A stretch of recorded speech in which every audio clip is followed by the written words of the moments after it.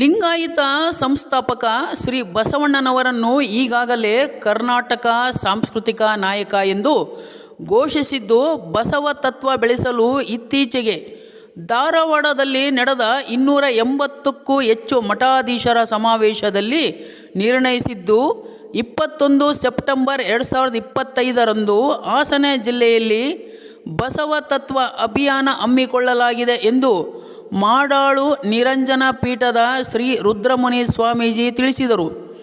ತಾಲೂಕಿನ ಕಣಕಟ್ಟೆ ಹೋಬಳಿ ಮಾಡಾಳು ನಿರಂಜನ ಪೀಠದ ಆವರಣದಲ್ಲಿ ಸುದ್ದಿಗಾರರೊಂದಿಗೆ ಮಾತನಾಡಿದ ಸ್ವಾಮೀಜಿ, ಬಸವ ತತ್ವ ಬೆಳೆಸುವ ಅಭಿಯಾನಕ್ಕೆ ಲಿಂಗಾಯತ ಮಠಾಧೀಶರೆಲ್ಲ ಒಟ್ಟಾಗಿ ಒಗ್ಗೂಡಿ ಪಣ ತೊಡಬೇಕಿದೆ. ಸ್ವಾಮಿಗಳಿಗೆ ಯಾವತ್ತಿದ್ದರೂ ಸಮಾಜವೇ ಮುಖ್ಯ. ನಾವುಗಳೆಲ್ಲ ಸಮಾಜಮುಖಿಯಾಗಿ ಕೆಲಸ ಮಾಡಿದಾಗ ಮಾತ್ರ ನಮ್ಮ ಆಲೋಚನೆಗಳನ್ನು ಸ್ವಾಗತಿಸುತ್ತದೆ ಎಂದು ಸ್ವಾಮೀಜಿ ಪ್ರತಿಪಾದಿಸಿದರು. ನಮ್ಮ ಬಸವ ಧರ್ಮದ ಬೆಳಕನ್ನು ಎಲ್ಲೆಡೆ ಸೂಸಲು ಇದೊಂದು ಒಳ್ಳೆಯ ಅವಕಾಶವಿದ್ದು, ಈ ಅವಕಾಶವನ್ನು ಸದ್ಬಳಕೆ ಮಾಡಿಕೊಂಡು ಅಭಿಯಾನವನ್ನು ಯಶಸ್ವಿಗೊಳಿಸಬೇಕೆಂದು ತಿಳಿಸಿದರು. ಬಸವ ಧರ್ಮದ ಅಸ್ಮಿತೆಯನ್ನು ಕಾಪಾಡುವ ಹೊಣೆಗಾರಿಕೆ ಮಠಾಧೀಶರ ಮೇಲಿದ್ದು, ಬೇರೆ ಧರ್ಮದಿಂದ ಹಾಗೂ ಅನ್ಯಾಯಗಳ ವಿರುದ್ಧ ತಕ್ಕ ಉತ್ತರ ನೀಡಬೇಕಿದೆ.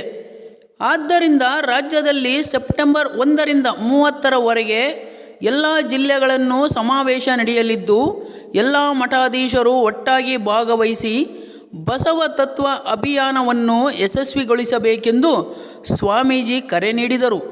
News bureau, Madalu Shivalingappa.